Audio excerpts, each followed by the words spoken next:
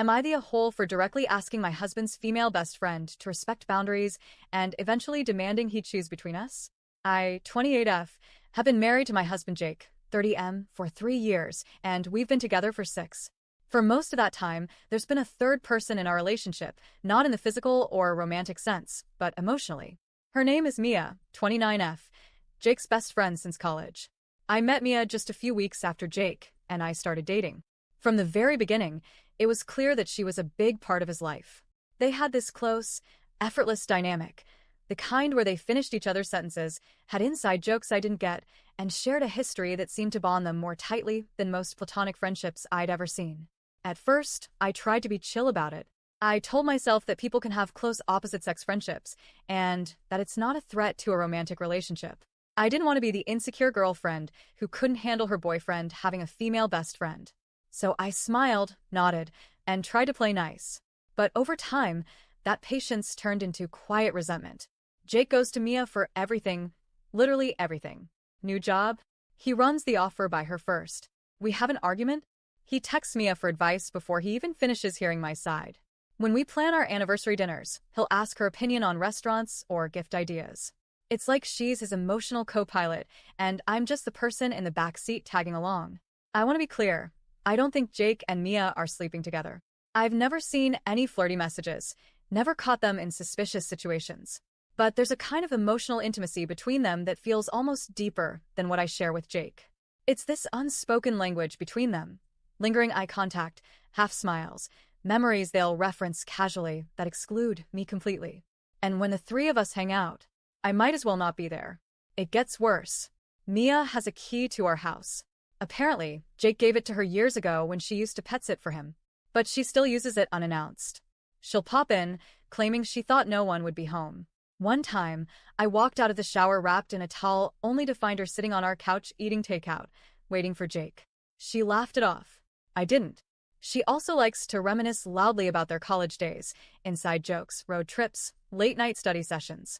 She'll say things like, "Jake, remember when we used to stay up all night binge-watching that weird sci-fi show in your dorm? While I sit there trying not to feel like the outsider in my own relationship." I've tried talking to Jake. Many times.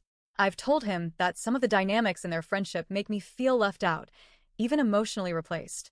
But every time, he waves me off. He says I'm overreacting, being too sensitive, or misinterpreting things. He always ends with, "Mia is like a sister to me." Then came the breaking point.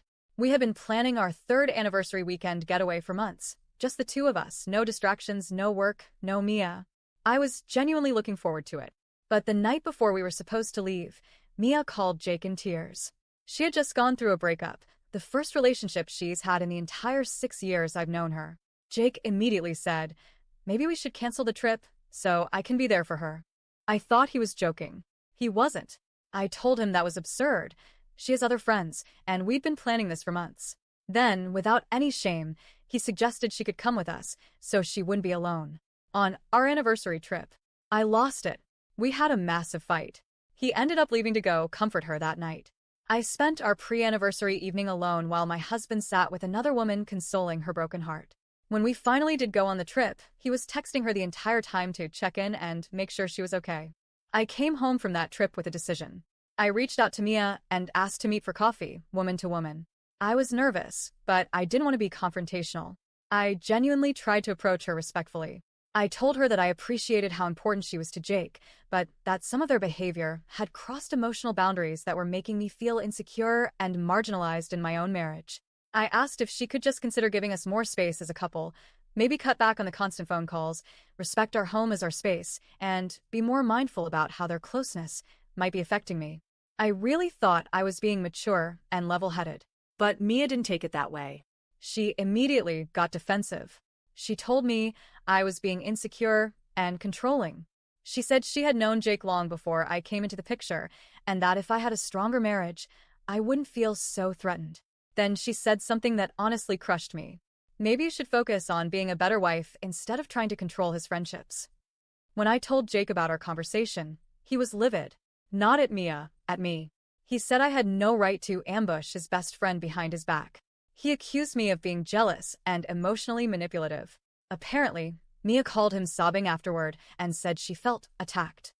Now Jake is treating me like I betrayed him. Some of our mutual friends, the ones who have seen Mia and Jake's closeness and always thought it was cute, say I went too far, that I should have dealt with Jake directly instead of confronting Mia. But I did. For years. Nothing changed. So after that, I blocked Mia on everything. And then I told Jake, flat out, I can't keep living like this. I need to feel like your partner, not a third wheel. I'm not asking you to hate her or never speak to her again. But if this friendship continues to override our marriage, then I need to know where your priorities really are.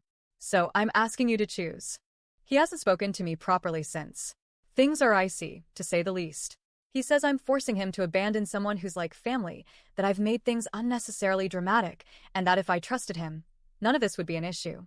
So, am I the a-hole for setting a boundary, blocking her, and asking him to choose?